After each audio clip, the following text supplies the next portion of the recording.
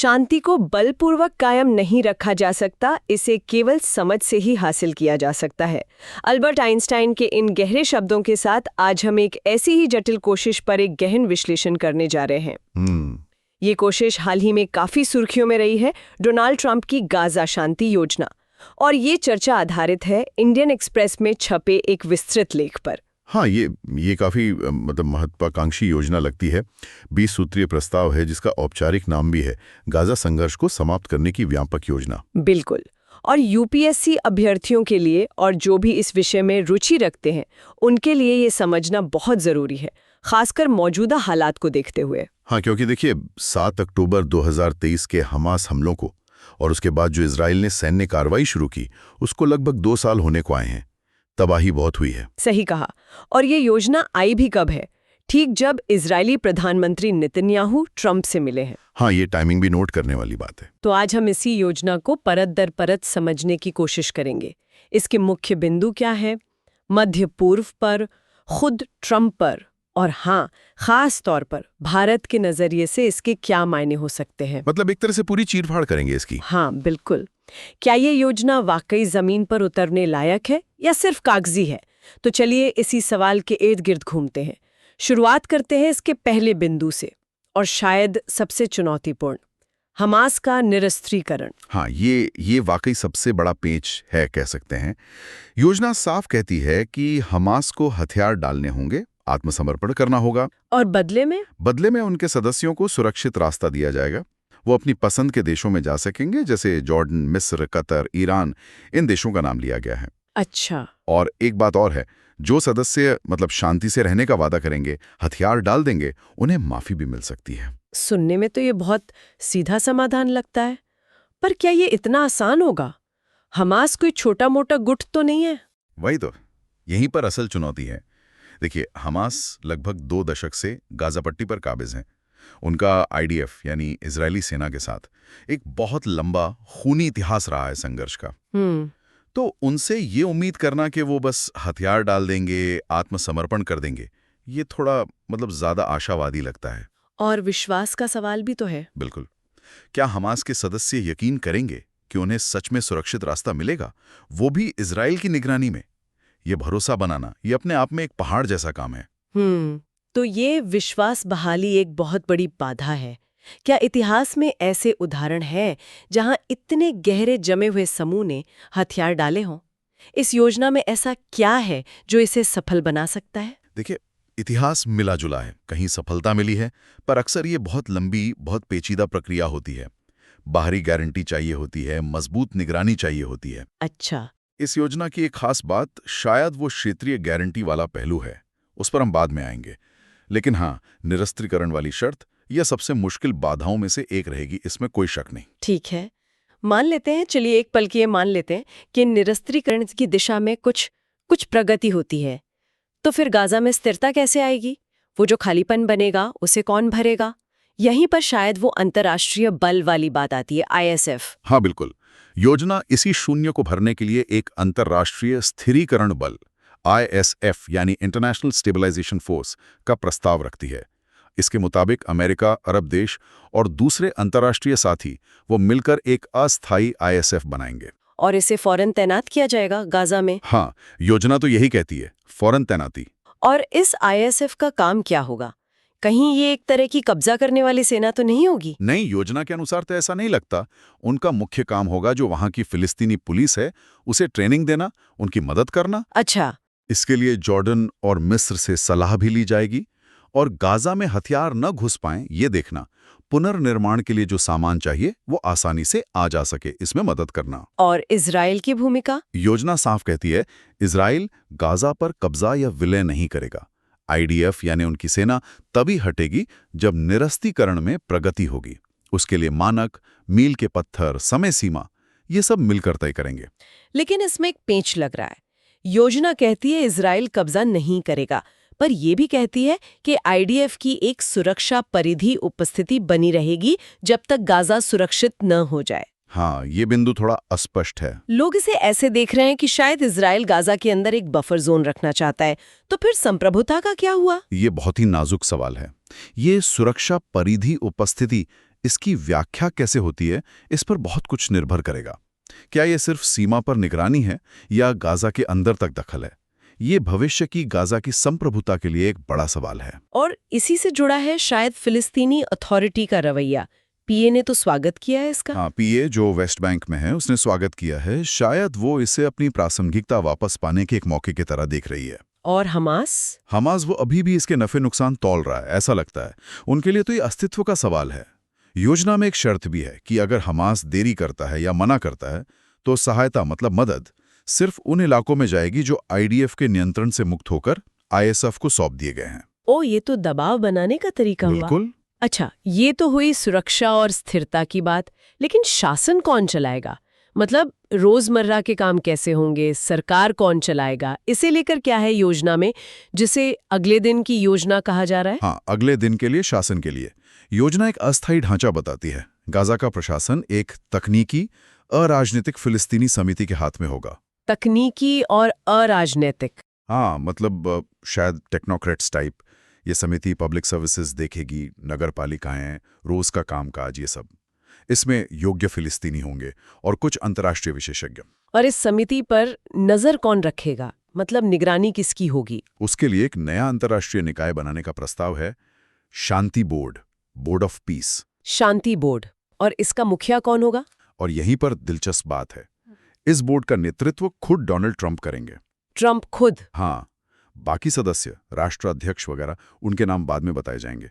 लेकिन एक नाम जो सामने आया है वो है पूर्व ब्रिटिश प्रधानमंत्री टोनी ब्लेयर का। टोनी ब्लेयर, उनका नाम आते ही खासकर मध्य पूर्व के संदर्भ में विवाद तो खड़े हो जाते हैं। उनकी भूमिका को लेकर क्या चिंताएं हैं, और क्या ट्रंप का खुद इस बोर्ड का प्रमुख होना, क्या ये इसे निष्पक्ष रहने देगा? हाँ, टोनी ब्लेयर का नाम यह निश्चित रूप से विवादास्पद है।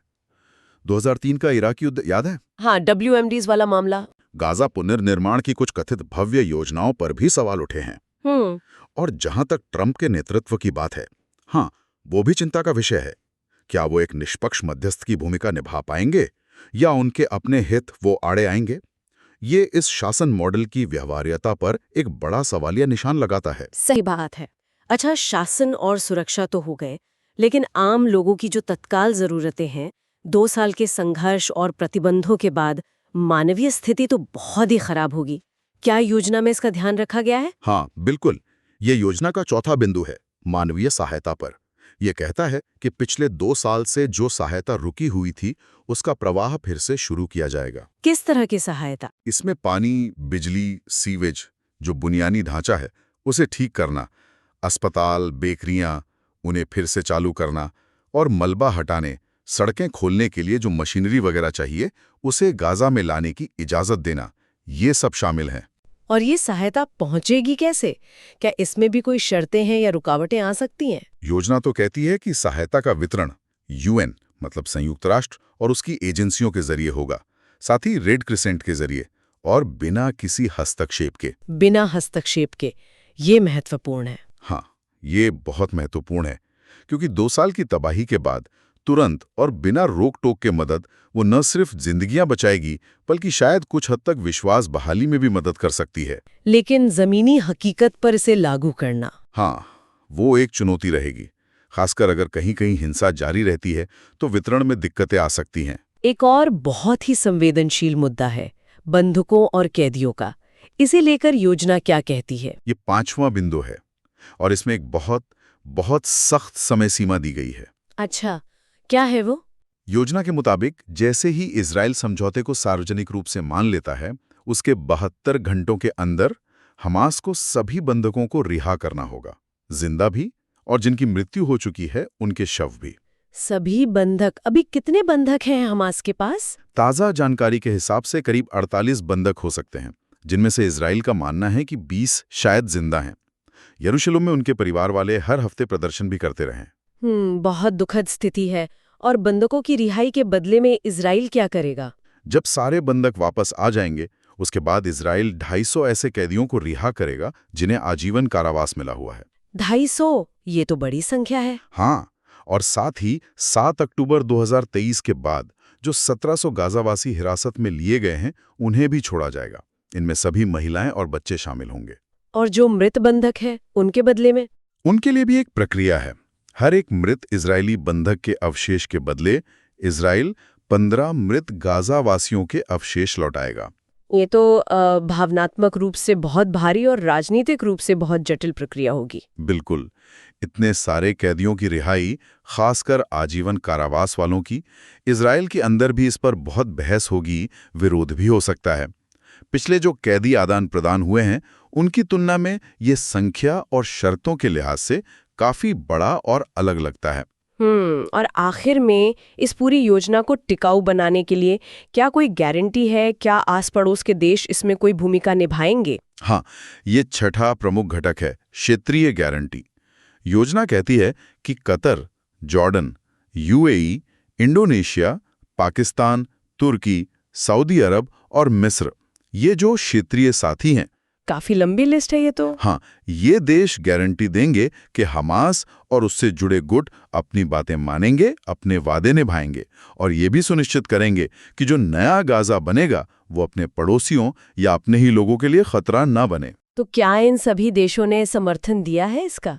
यहीं पर एक और दिलचस्प मोड़ है। इन 8 अरब और मुस्लिम देशों ने न केवल समर्थन दिया है, बल्कि उन्होंने चीन और रूस के साथ मिलकर एक साझा बयान भी जारी किया है। चीन और रूस साथ में? हाँ, और उस बयान में ट्रंप के प्रस्ताव का स्वागत किया गया है। चीन और रूस का भी स्वागत?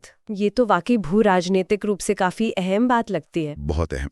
ये जो क्षेत्रीय सहमति दिख रही है, खासकर इतने अलग अलग तरह के देशों का एक साथ आना, कुछ हमास के समर्थक रहे हैं, कुछ ने इजराइल से रिश्ते सामान्य किए हैं। सही। इन सब का साथ आना इस योजना को एक मजबूत राजनयिक आधार देता है। और चीन रूस का शामिल होना ये शायद दिखाता है कि वो भी क्षेत्र में स्थिरता चाहते हैं, भले ही पहल अमेरिका की हो। लगता है स्थिति की गंभीरता पारंपरिक खेमेबंदी से ऊपर उठ चुकी है। तो ये तो हो गई योजना की मोटी मोटी बातें। अब जरा इसके जो निहितार्थ हैं, जो मायने हैं, उन पर आते हैं। सबसे पहले खुद डोनाल्ड ट्रंप के लिए एक पूर्व राष्ट्रपति के तौर पर इस तरह की पहल, इसके क्या मायने हैं? देखिए, अगर ये योजना किसी भी रूप में थोड़ी भी सफल होती है तो ये ट्रंप की विरासत के लिए बड़ी उपलब्धि मानी जा सकती है। उनकी नोबेल शांति पुरस्कार की जो महत्वाकांक्षा है वो किसी से छिपी नहीं है। हाँ, वो तो है। शायद इसकी तुलना 1990 के दशक के ओस्लो समझौते से की जा सकती है, जिसने नेताओं को नोबेल दिलाया था। इस योजना में एक एक्स फैक्टर ईरान की गैर मौजूदगी भी है। लेख के मुताबिक अमेरिकी प्रशासन को लगता है कि ईरान इस समय कमजोर है, हमास और हिजबुल्लाह भी दबाव में है, तो शायद यही सौदा करने का सही मौका है। लेकिन क्या ये सिर्फ शांतिदूत ट्रंप की छवि बनाने की कोशिश है या कुछ और भी है? व्यवसायी ट्रंप की भी कोई भूमिका हो सकती है इसमें? ये सवाल उठाना लाजमी है। सोचिए, नए गाजा का पुनर्निर्माण होगा, होटल बनेंगे, मॉल, अपार्टमेंट्स, इसमें भारी संभावनाएं होंगी। हाँ, बिल्कुल। और यहाँ पर ट्रंप के दामाद जेरेड कुशनर, उनकी भूमिका अहम हो जाती है। उनके मध्य पूर्व में, खासकर खाड़ी देशों में गहरे व्यापारिक हित हैं। वहां के शासकों से उनके मजबूत रिश्ते भी हैं। तो हाँ, शांति प्रक्रिया के साथ साथ व्यापारिक हितों का पहलू भी जुड़ा हो सकता है। तो एक तरफ नोबेल की चाहत, दूसरी तरफ पुनर्निर्माण में बिजनेस के मौके, इन दोनों के बीच संतुलन कैसे बनेगा? और क्या ईरान जैसे अहम खिलाड़ी को बाहर रखकर जो शांति आएगी वो टिक पाएगी? यही इस योजना के सामने सबसे बड़े सवालों में से एक है। छोटी अवधि के लिए स्थिरता शायद आ जाए, लेकिन ईरान को नजरअंदाज करना लंबी अवधि की शांति के लिए कितना कारगर होगा, ये कहना मुश्किल है। संतुलन साधना बहुत मुश्किल होगा और सफलता की गारंटी तो बिल्कुल नहीं है। अब आते हैं उस पहलू पर जो हमारे यूपीएससी अभ्यर्थी श्रोताओं के लिए खास तौर पर महत्वपूर्ण है। भारत के लिए इसके क्या मायने हैं? क्षेत्र में शांति भारत के लिए क्यों जरूरी है? ये तो शायद स्पष्ट ही है ना? हाँ, बिल्कुल स्पष्ट है। भारत के लिए मध्य पूर्व में शांति के कई सीधे और इनडायरेक्ट फायदे हैं। पहला तो वहां रहने वाले हमारे लोग, लगभग 90 लाख भारतीय उस पूरे क्षेत्र में हैं। 90 लाख? हाँ, इनमें इजराइल में करीब 18,000, ईरान में 5,000, 10,000। उनकी सुरक्षा भारत की पहली प्राथमिकता है। दूसरा, आर्थिक हित।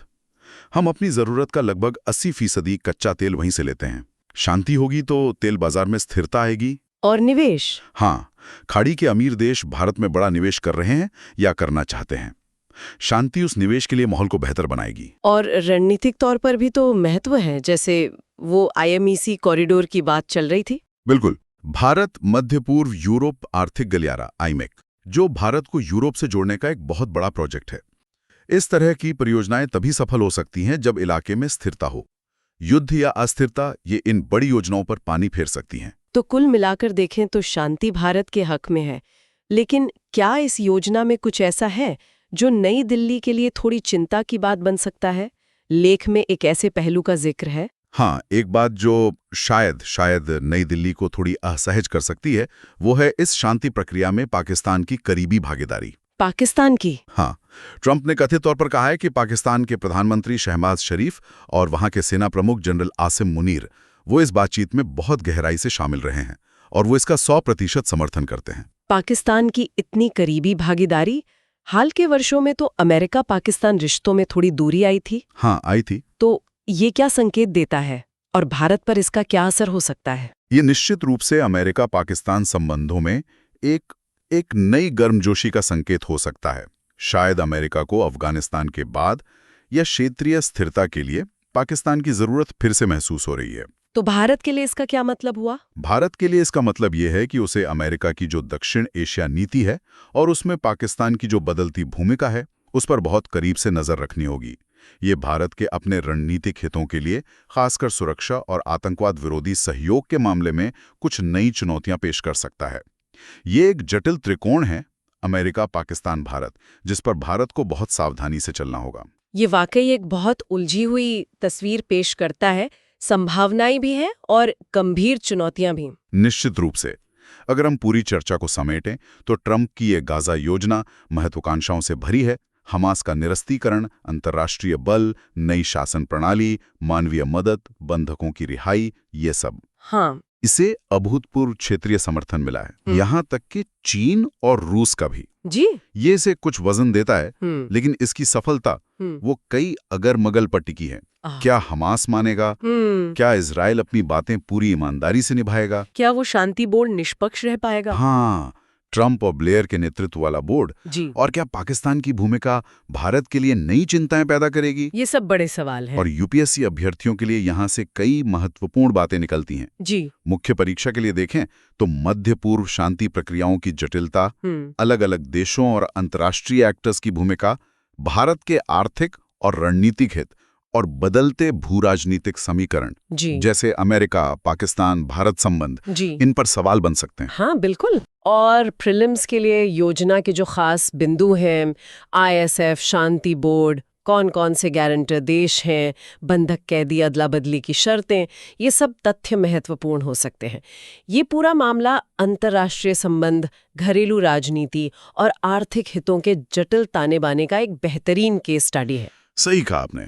ये दिखाता है कि कैसे जमीनी हकीकत, पुरानी शिकायतें और बड़ी ताकतों के हित मिलकर किसी क्षेत्र के भविष्य को आकार देते हैं। अगर इस चर्चा को सुनने वालों के मन में कोई और सवाल है या वे किसी और विषय पर इसी तरह का गहन विश्लेषण चाहते हैं तो नीचे टिप्पणी करके हमें ज़रूर बताएं। और हाँ, अगर आपको ये चर्चा उपयोगी लगी हो तो इसे लाइक और सब्सक्राइब करना ना भूलें। और अंत में एक सवाल सबके सोचने के लिए छोड़ जाते हैं। ये योजना गाजा में स्थायी शांति लाने की एक साहसिक कोशिश जरूर लगती है, लेकिन क्या ये दशकों पुराने शक्ति संतुलन, गहरे अविश्वास और बुनियादी शिकायतों को सच में संबोधित कर सकती है, या फिर ये अनजाने में ही भविष्य के किसी और संघर्ष के बीज बो रही है? इस पर विचार करना जरूरी है।